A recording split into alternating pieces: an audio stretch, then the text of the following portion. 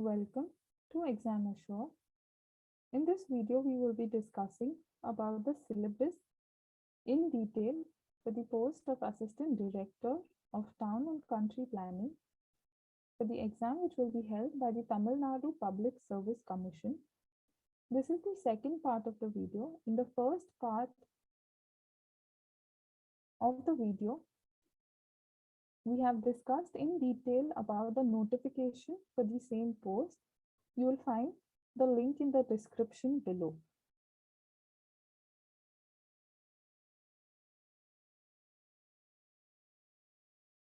So like I mentioned in part 1, we have discussed in detail about the exam, the eligibility criteria, syllabus overview, the exam pattern and important dates and marking scheme and exam centers. In this part, that is part 2, we will be discussing in detail the entire syllabus along with the difference between this syllabus of the Assistant Director of Town Planning and the syllabus of other government exams that are conducted in India which are related to planning. We will also discuss about the important resources for the general studies, which is an important part of the syllabus. So as mentioned earlier in the previous video as well, the syllabus is divided into two parts, that is paper 1 and paper 2, where paper 1 consists of town planning, civil engineering and architecture, and paper 2 consists again of two parts. Part A consists of the Tamil eligibility test, which is a language-based test, and part B consists of general studies and aptitude and mental ability. So if we see the syllabus, it is more of planning oriented, wherein different types of planning systems in India, what is a regional plan, master plan, etc., is what is expected from the candidate to know. Along with that, various examples and case studies, not only from India, but also from places like USA, UK, and Japan, is what one needs to know. So if you compare this to other exams related to planning, the other exams are more restricted to the Indian context. Whereas if we see in this here, one also needs to know what is happening in India with respect to planning, as well as what is happening in other countries with respect to planning. Then various planning theories and techniques. In this, one needs to know various types of models, various principles, various processes that are used in planning, for example, blueprint and process mode, or the incremental mode of planning. Other than these various models and analysis methods like gravity analysis, Lorry model, simulation models, Delphi, etc., is what is expected from the candidate to be known. Now, these I would say is a little more in depth, which is usually studied at the PG level or even the PhD level, where it is applied more, where the application of these models and all is done more. So in that terms, if you compare it to other exams of planning, the difficulty level is a little more, and what is expected from a candidate is to have an in-depth knowledge of the post that they are applying for.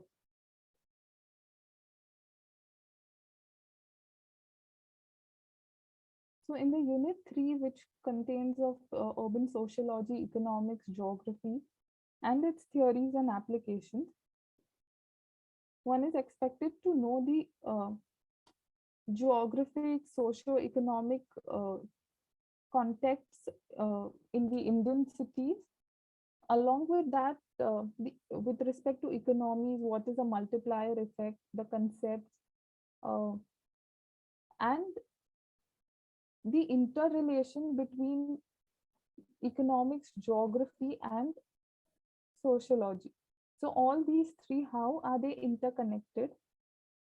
the impact of one on another and vice versa. So this is what a candidate should be knowing.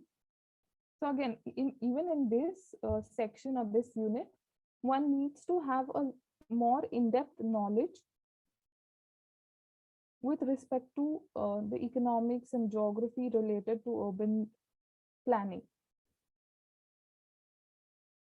Then environmental issues related to planning, one needs to know about the environmental impact assessment, uh, for example. And again, here one is expected to know a lot more in detail, right from the practice in India to the conceptual approach to what are the phases of EIA, how is the public involved, or the public participation and their role in EIA, etc.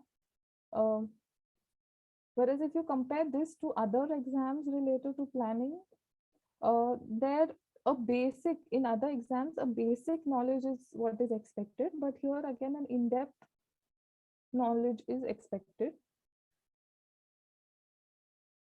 Then with respect to urban infrastructure network planning issues, the city level infrastructure and networking is what one should know with respect to waste management, water supply, sewerage, etc. Along with that, even your road networks and planning, street planning, etc., should be known in depth.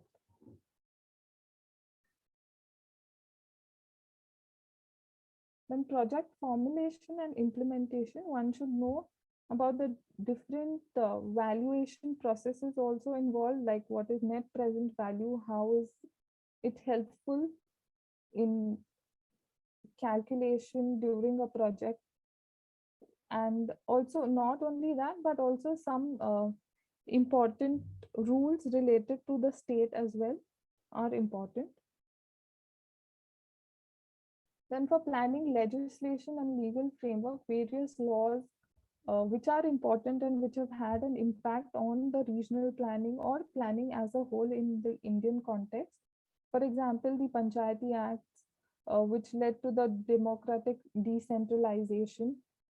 So their importance in the role of planning. Then land acquisition, and again, the new act which came in 2013, that is the Land Acquisition, Rehabilitation and Resettlement Act.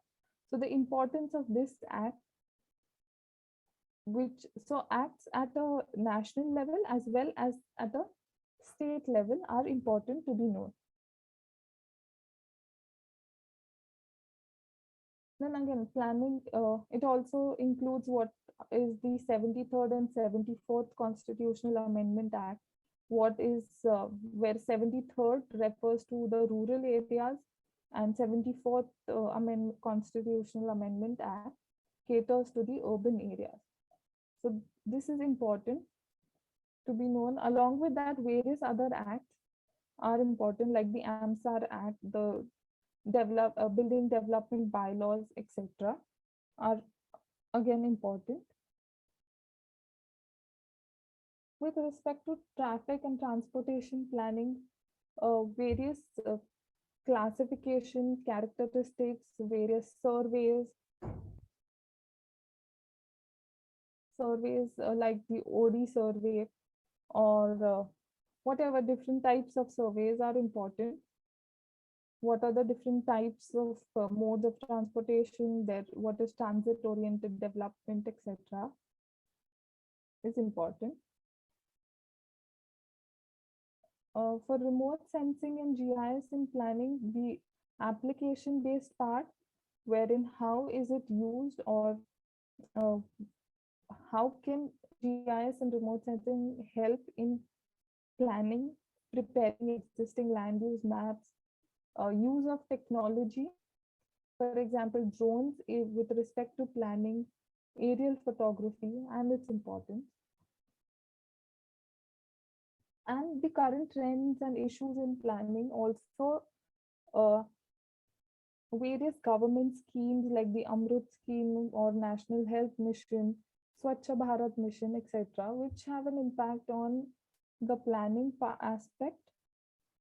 So their role and their impact of these schemes in the planning process is important. Then moving on to the second subtopic, that is the civil engineering part. One needs to know about the basic building materials, the construction properties, etc. Types of, for example, types of concrete or testing of concrete. Uh, what are the construction joints, etc.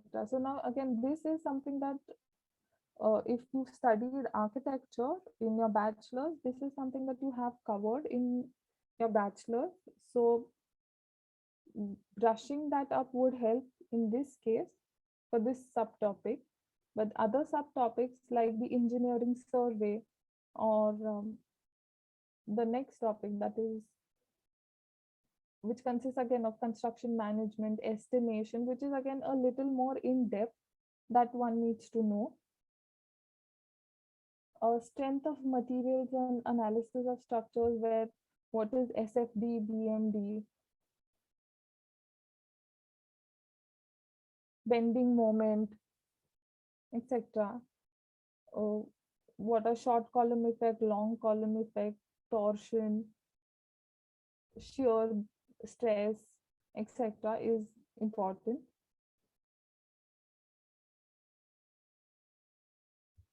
Then with respect to geotechnical engineering and pavement design, now for people who have studied architecture or planning in the graduation level, this is a completely new topic for people who have done their architecture or bachelor's in planning, because this is more of a civil topic, civil engineering topic that is there. But we have a basic idea of about the types of foundations, or shallow foundation, draft foundation, etc. So that can help your especially for the people who have studied architecture. But new aspects like design and construction of roads, bituminous road, concrete roads, their drainage. Now with respect to bituminous road, one would be expected to know that what is WBM, that is waterbound macadam, or BBM, and terms like these in detail. Now, this again is something that is not usually asked in other planning exams.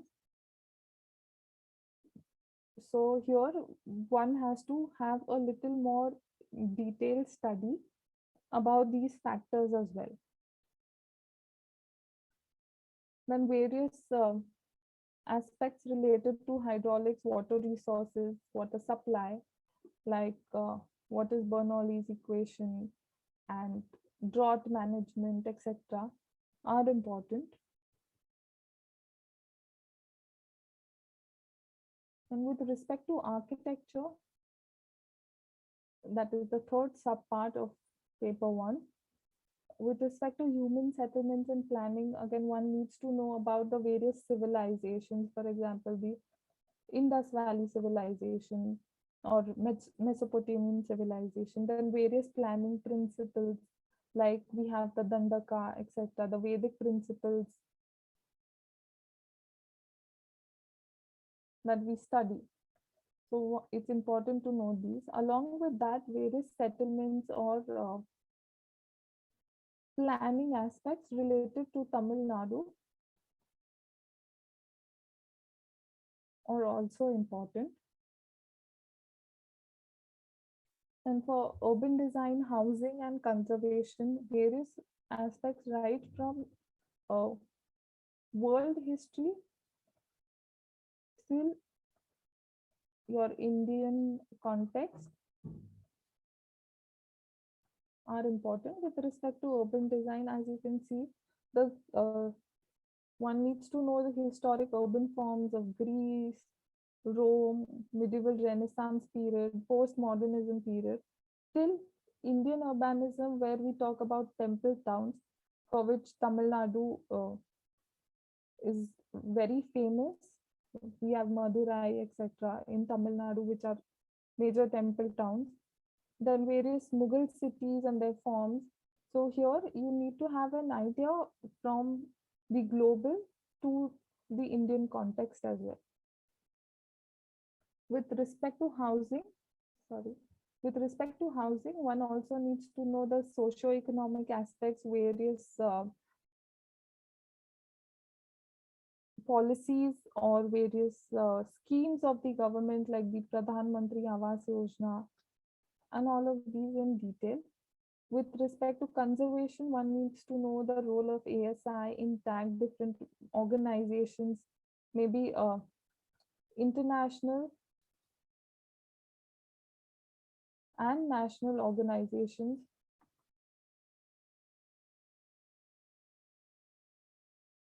With respect to conservation and their roles in detail. For environmental studies, what is important to know is the ecosystem, biodiversity, what are the types of pollution, their impact, and how can one what are the solutions, how can one come up with different solutions with respect to environmental pollution. Also, various environmental laws in India are important, like for example we have the Water Act,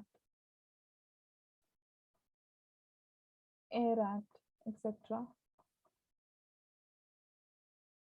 Then with respect to landscape, we have site analysis. It is important to know the importance of site analysis, microclimate, various methods of surveying, site planning, and different types of landscape architecture, right from Japanese, Chinese to Mughal landscape architecture, where you have the charbagh systems, etc.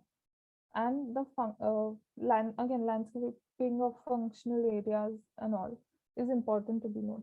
So if we look at the syllabus for the paper one, here one needs to know the topics a little more in detail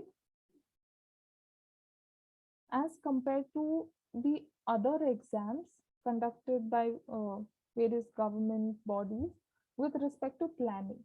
So for the ADTP exam, which will be conducted by the Tamil Nadu Public Service Commission, one has to have a detailed knowledge of the topics, and also the topics, if we see, there is a vast range or a vast spectrum of topics, right from planning to civil engineering to architecture. All of that in detail or in depth is what is important for one to know. Now moving on to the syllabus for general studies, wherein for general science, if we see one, if you just go through these topics, here you can see that one needs to know about what is matter, force, motion, energy, or what are acids, bases, compounds, salts, or what about living organisms. So in this, it is your basic physics,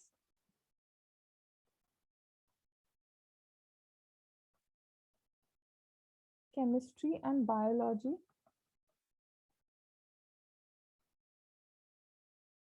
that one needs to have a knowledge of. Also, for example, let's say with respect to human diseases, now with just to give you all an example, various questions, like right now we have the coronavirus, for example. So a question with respect to the difference between what is a virus and a bacteria,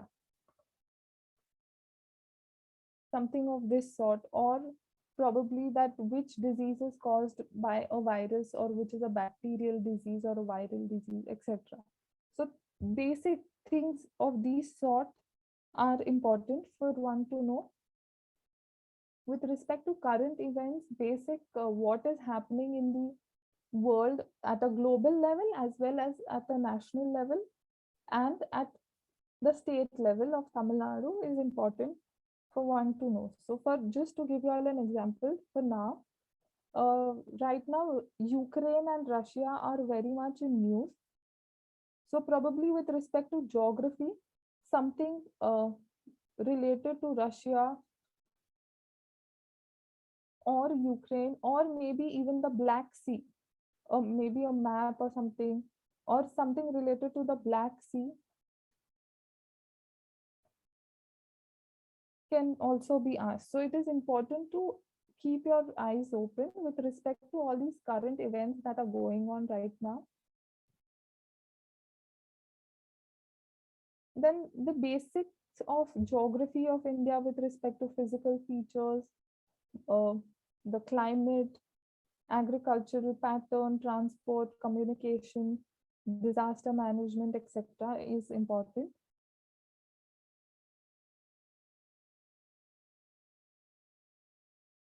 Then the history and culture of India, right from the Indus Valley civilization to the important rulers from Guptas to Delhi Sultanate, Mughals, Marathas, and also the important kingdoms of South Indian history, like you had the Palas, Cholas, etc.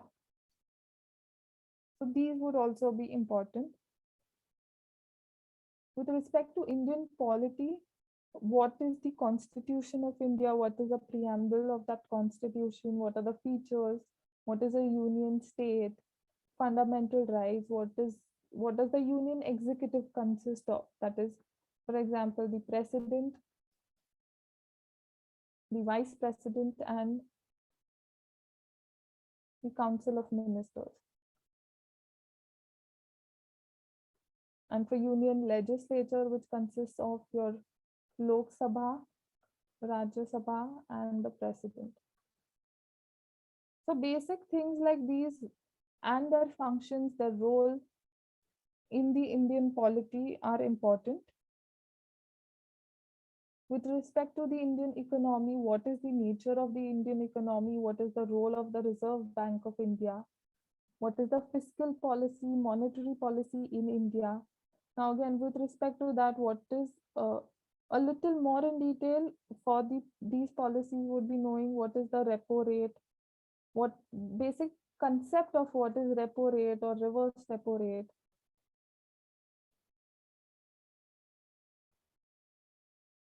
or who decides the monetary policy, who decides the fiscal policy, etc., would be important to know.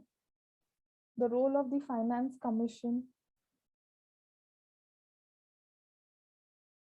and basic aspects with respect to Indian economy, right from agriculture to science and technology, and their impacts. Then the Indian national movement and the roles of various important leaders in the Indian national movement. Also, the various important events like the revolt of 1857, for example, would be something that is important to know. Then, a little more in depth for the general studies part is the history, culture, and the heritage and socio-political movement with respect to Tamil Nadu. So here one needs to have a little more detailed knowledge about the history, culture, and the socio-political movements that have taken place in Tamil Nadu. Maybe the archaeological discoveries that we keep hearing about in the news as well. The Sangam age or Sangam literature also, which is very important. So all of these are factors one needs to know. The role of various leaders, the self-respect movement, etc., are important. Then, with respect to development and administration in Tamil Nadu, uh, how is the administration system? Or again, even in this part of administration, one needs to have a basic idea about the geography of Tamil Nadu, the achievements, the social aspect, education system, health system, the political parties, or various schemes that the state government is coming up with. So all of these will be useful and helpful. Then the last part of the general studies is the aptitude and mental ability, where basic things like HCF, LCM, ratio proportion, simple interest, compound interest, etc., will be checked for the candidate.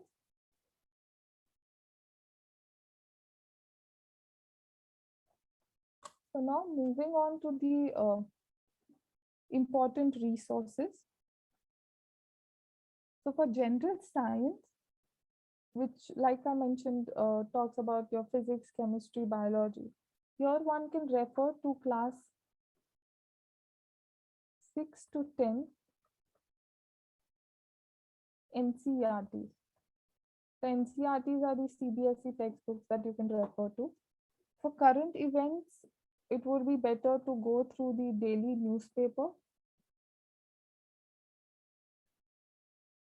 With respect to geography of India, class 10 to 12th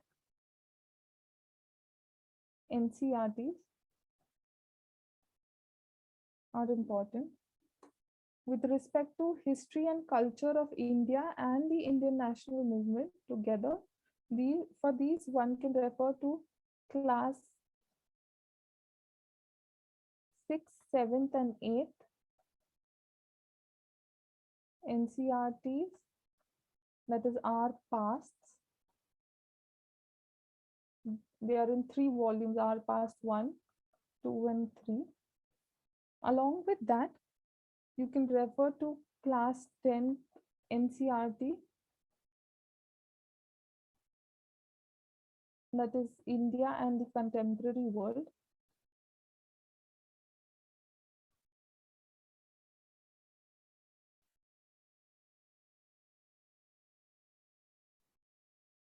And class 12th NCERTs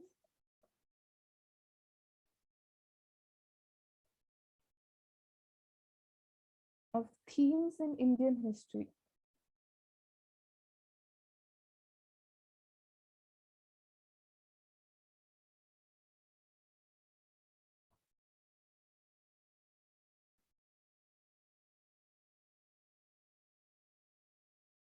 Part 1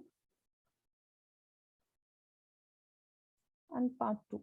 So again, for these, I'm sure looking at the number of books, don't get scared. I mean, you can get scared, but don't get scared, because you have to selectively read these books with respect to the syllabus. You don't have to go from cover to cover. So you can selectively choose your topics from the syllabus and refer it to these NCERTs. So most of it will be covered through these NCERTs only. Then with respect to Indian polity, you can refer to class 11 NCERT, that is Indian Constitution at Work.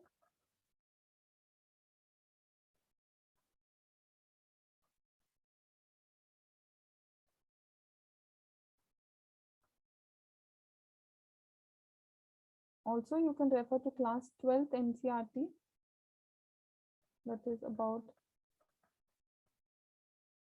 politics in India.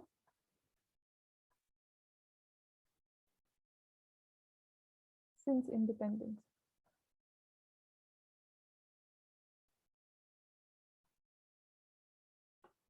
Then with respect to Indian economy, you can refer to class 11 NCERT,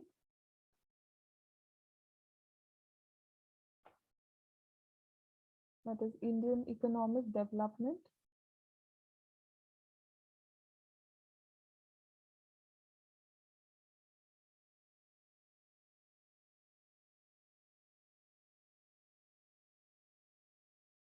And the class 12 NCERT. So in class 12, there are 2 NCERTs for economics, but you have to refer to the macroeconomic NCERT. So there is micro and macro. So you have to refer to the macroeconomics one.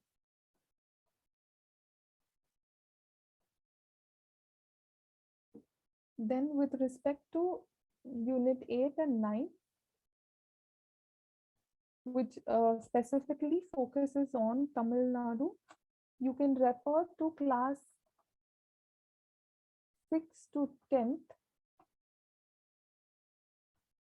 social science book textbooks. It covers your history, civics, and geography, all of those together. And also, especially for development and administration and some part of socio-political movements in Tamil Nadu, uh, you can refer to class 11 and 12 political science textbooks.